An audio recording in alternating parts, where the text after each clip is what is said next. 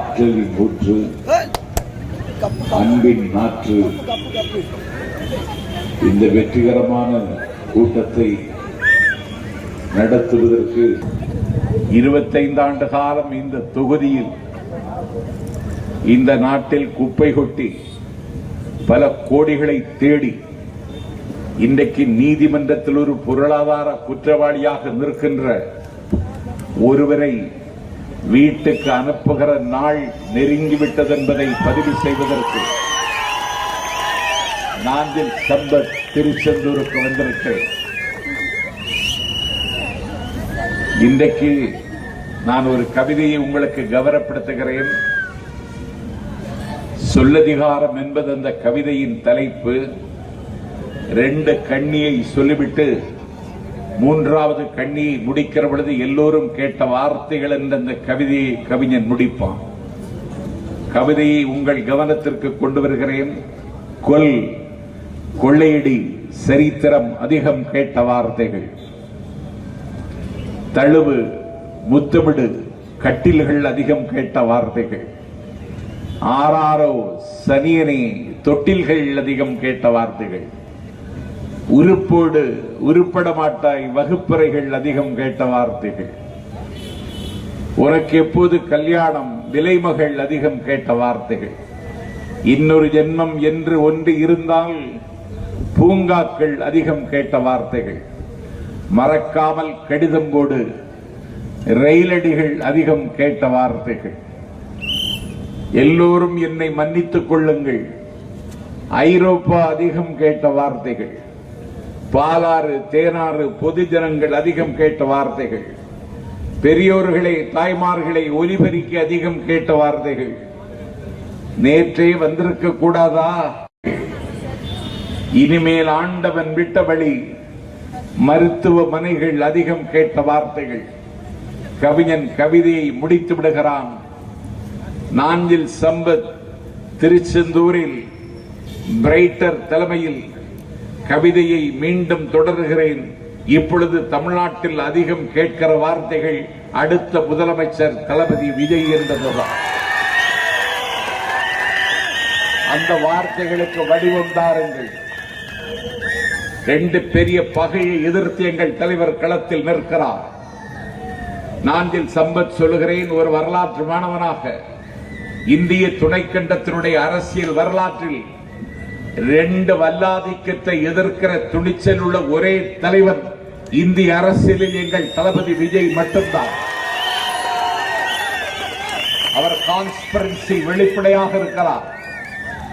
அவர் இந்திய துணைக்கண்டத்தில் அமீர் கான் அவர்களை விட அதிக ரசிகர்களை வைத்திருக்கிற கதாநாயகன் இந்திய திரையுலகில் எங்கள் தளபதி விஜய்.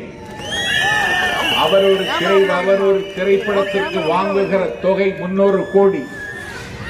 என் பெருமைக்குரியவர்களே, அந்த 300 கோடியை உதறி எறிந்துவிட்டு வாடி நிற்கிற தமிழ்நாட்டுக்கு வான்மழையாக வருகிறேன் என்ற அரசியலுக்கு வந்திருக்கிறார். தமிழ்நாட்டு மக்களினுடைய கனவுகளுக்கு சிறகுகள் தயாரிக்க வந்திருக்கிறார். தமிழ்நாட்டு மக்களினுடைய துயரங்களுக்கு விடுதலை காண வந்திருக்கிறார். தமிழ்நாட்டு மக்களினுடைய துன்பத்திற்கு ஆறுதல் சொல்ல வருகிறார். சபிக்கப்பட்ட தமிழ்நாட்டு மக்களினுடைய கண்ணீரை துடைக்க வருகிறார், கவலையை உடைக்க வருகிறார். ஆண்டாண்டு காலம் 1967 இருந்து அண்ணாவின் பெயரை சொல்லி இந்த தமிழ்நாட்டிலே ஏய்த்த கூட்டத்தை வீட்டுக்கு அனுப்புவதற்கு யாரால முடியவில்லை. அந்த கடமையை செய்வதற்குத்தான் கழுப்பிலே கருத்த துண்டு போட்டுக் கொண்டு ஒருவன் வந்தான். அவர் பெயர் வைகோ. ஒரு மாற்று அரசியலுக்கு முகம் தருகிற வந்தவர் ஒரு வாரிசு அரசியலுக்கு எதிராக இந்த நாட்டிலே சூளுரைத்தவர். இன்றைக்கு அவர் பெற்று போட்ட ஒரு காலி பயலை அந்த கட்சியினுடைய தலைவராக்கி மறுமலர்ச்சி திமுகவை ஆள குடிகொண்டி புதைத்து விட்டார். ஒரு மாற்று அரசியலுக்கு முகம் தருவதற்குத்தான் 6000 ஏக்கருக்கு அதிபதி கபில்சலம் கருப்பையா மூப்பனார் ஒரு 4 முழ வேட்டி, ஒரு 40 ரூபாய்க்கு ஒரு ஸ்லிப்பர், அன்னை இந்திராவினுடைய அம்பாசிடர் என்கிற பெரிய தகுதி இருந்தும் என் பெருமைக்குரியவர்களே, அடக்கத்தின் அணிகலமாக இருந்த அந்த கருப்பையா மூப்பனார் ஒரு மாற்று அரசியலுக்கு முகம் தரதான் தமிழ் மாநில காங்கிரஸை இந்த மண்ணில் தொடங்கினார். அந்த தமிழ் மாநில காங்கிரஸை இன்றைக்கு மிக குறைந்த விலைக்கு அவருடைய மகன் ஜி.கே. வாசன் மோடிக்கு விற்றுவிட்டார். அந்த கட்சி முடிந்து போய்விட்டது. ஒரு மாற்று அரசியலுக்கு முகம் தரந்தான் விளிம்பு நிலை மக்களின் நம்பிக்கையை பெற்றவர். இந்த நாட்டில் கேப்டன் பிரபாகரன் என்று கொண்டாடப்பட்டவர். வாரி கொடுக்கிற வள்ளல்களின் வரிசையில் பேசப்பட்டவர் கேப்டன் விஜயகாந்த். தேமுதிக என்று சொல்லக்கூடிய கட்சியை தொடங்கினார். இன்னைக்கு மாலையில் எனக்கு செய்தி வருகிறது, தேமுதிக அலுவலகத்தில் விருப்ப மனு வாங்குவதற்கு கூட ஒருவரும் வரவில்லை. அந்த அலுவலகம் வெறிச்சோடி கிடக்கிறது என்ற தகவல் வருகிறது. அதற்காகத்தான் தொடங்கப்பட்டது தேமுதிக. அந்த கட்சி இன்றைக்கு கரைந்து கொண்டிருக்கிறது, கல்லறைக்கு போய்க் கொண்டிருக்கிறது. அதற்கு ஒரு மாற்றாகத்தான் அரசியல் மாற்றத்தையும் ஆட்சி மாற்றத்தையும் தரத்தான் கமலஹாசன், உலகநாயகன் கமலஹாசன் வந்தார். அவர் திமுகவின் மீது எதிர்ப்பை கூர்மைப்படுத்தி தொலைக்காட்சி பெட்டியை உடைத்தார். டார்ச் லைட்டை எடுத்துக் கொண்டு வந்தார். இப்பொழுது டார்ச் லைட்டை தேடி அறிவாலயத்தின் தாழ்வாரத்தில் படுத்து கிடக்கிறார் உலகநாயகன். ஒரு மாற்று அரசியலுக்கு முகம் பெறதான் தமிழ் தேசியத்தை பேசி ஏய்த்தவர் மேதகு தமிழ் தேசியத்தின் தன்னேறில்லாத தலைவர் தம்பி பிரபாகர். கோட்டு புலிக்குளம் வாழ குகையுண்டு, குருவிக்கு கூடு மரத்தில் உண்டு, காட்டு வயற்பெற நண்டுக்கு பொந்துண்டு, கஞ்ச எலிக்கு ஒரு குடியுண்டு, கோட்டை அமைத்து கொடியோடு வாழ்ந்த தமிழர்களுக்கு ஒரு நாடு இல்லை. நாடு பெற்றுத்தர வந்த எங்கள் நாயகன், தமிழீழம் எங்கள் தமிழீழ தாயகம் என்று சொன்ன தம்பி பிரபாகரனையும் அவன் எடுத்த விடுதலையையும் இந்த நாட்டில் காட்டிக் கொடுத்த காமோதி ஒரு சில்லறை பெயர் சீமான் ஒரு கட்சி தொடங்கிறார். இந்த தேர்தல் முடிவதற்கு முன்னாலே மாவட்ட செயலாளருக்கு சொல்லுகிறேன், அந்த கட்சியை கல்லறைக்கு அனுப்பிய தீர்வோம்.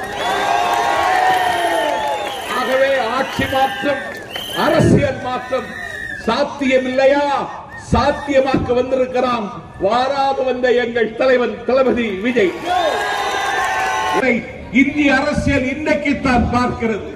சாதாரணமான இளைஞர்களா, பிரேமை போன்ற தம்பிமார்கள், எந்த பகையை முடிக்கிறவர்கள், வெல்ல முடியாத வகையை வெல்ல பிறந்தவர்கள், காற்றை கைது செய்த என்று எங்கள் தளபதி கட்டளையிட்டாலும் காற்றை கைது செய்கிற வல்லமை உள்ள வாலிபர்கள் இருக்கிற ஒரே பாசறை இன்றைக்கு எங்கள் தமிழக வெற்றி கழகம். இந்த தமிழக வெற்றி கழகம் தொடங்கிய பொழுதே கருவிலே சிதைத்து விடலாம் என்று கணக்கிட்டார் அண்ணன் ஸ்டாலின். அவருக்கு ஒரு உத்தம புத்திரன் உதயநிதி. அழகென்றால் அவ்வளவு அழகு. திமுகவிலே அவர்தான் இனி தலைவரா, அவர்தான் அடுத்த முதல்வரா. திமுகவிலே உழைத்தது உன் மகனா? திமுகவுக்கு வேர்வை பாசனம் செய்தது உன் குடும்பம் மட்டும்தானா? திமுக கண்ணீரும் செந்நீரும் தந்தவன் திமுக காரன் வேறு யாரும் இல்லையா? என்னை அழைத்துக் கொண்டு மாவட்ட செயலாளர் நேற்றைக்கு நாசிரியத்திற்கு அழைத்து சென்றார். நான் கேட்டேன், எங்கிருக்கிறது ஏரல் என்று கேட்டேன். என் பெருமைக்குரியவர்களுடைய ஒல்லியான உருவம்